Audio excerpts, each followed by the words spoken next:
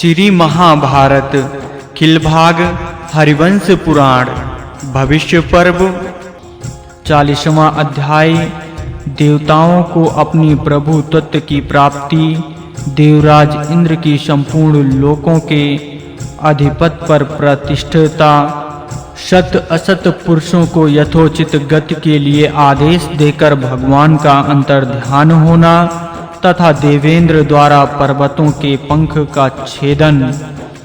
वैश्यापंजी कहते हैं, हे जन्मेजय, रणभूमि में उन समस्त असुरों को भगाकर भगवान पुरुषोत्तम ने वहां बंधे हुए इंद्र आदि देवताओं को उस बंधन से मुक्त किया। तदनंतर स्वस्थ हुए समस्त देवता देवराज इंद्र को आगे करके भगवान नारायण के निकट गए। देवता बोले, हे भगवान, हे महाबाहो, आपकी कृपा और बाहुबल से आज हम मौत के मुख से निकले हैं और जीवित बचे हैं। हे भगवान, आपकी आज्ञा से ये आदित्य के पुत्र क्या करें। हे सनातन देव, हम लोग आपके चरणों की सेवा करना चाहते हैं।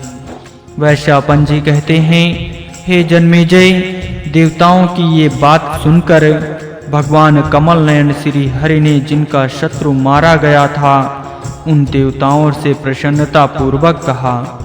श्री भगवान बोले, पूर्व काल में मैंने ही भाव के अनुसार जिसके लिए जो लोक नियत कर दिया है वो उसी का पालन करे और कभी-कभी वेद की आज्ञा का पालन पर भी ध्यान देना आवश्यक है।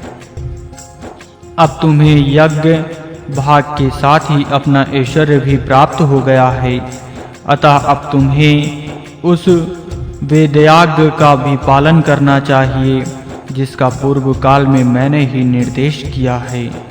देवताओं से ऐसा कहकर भगवान ने दुदुंदुभि के समान गंभीर वाणी में इंद्र से ये बात कही, हे देवेंद्र, तुम्हें सज्जनों और असज्जनों के प्रति ये आगे बताए जाने वाला बर्ताव अवश्य करना चाहिए। हे सूर्यश्रेष्ठ, उत्तम व्रत का पालन करने वाले महेश तपस्या से तुम्हारे उस स्वर्ग लोक में जाएं जो संपूर्ण कामनाओं को देने वाला है। जो कोई ब्राह्मण, क्षत्रिय और वैश्य यज्ञ करने वाले हों उन्हें मनोवांछित कामनाओं को देने वाले स्वर्ग आदि मनोहर लोक प्राप्त हो। यज्ञ परायण पुरुष यज्ञ अनुष्ठान करके तुम्हारे द्वारा स्वर्ग आदि फल प्राप्त करे। साधर्म आचरण जिनका स्वभाव बन गया है, ऐसे पुरुषों की संसार में वृद्धि हो और पाप कर्मियों का अभाव हो जाए। सभी आश्रमों में निवास करने वाले साधु पुरुष स्वर्ग लोक पर विजय प्राप्त करने वाले हों। जो सत्य को बोलने और निभाने में सूरवीर हों, युद्ध में वो वीरता दिखाते हों, दान भी शौर्य का परिचय देते और तथा दूसरे के दोष कभी ना देखते हों, ऐसे पुरुष स्वर्ग का सुख भोगें।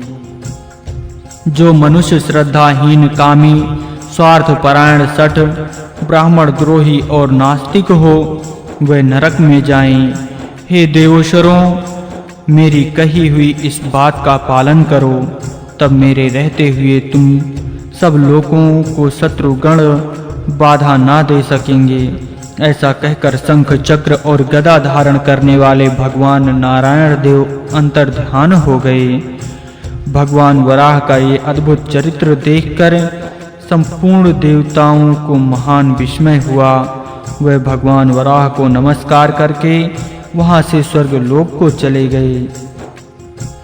तदनंतर देवताओं को अपना प्रभु तत्व प्राप्त हुआ और संपूर्ण लोकों के अधिपति पर देवराज इंद्र प्रतिष्ठित हुए।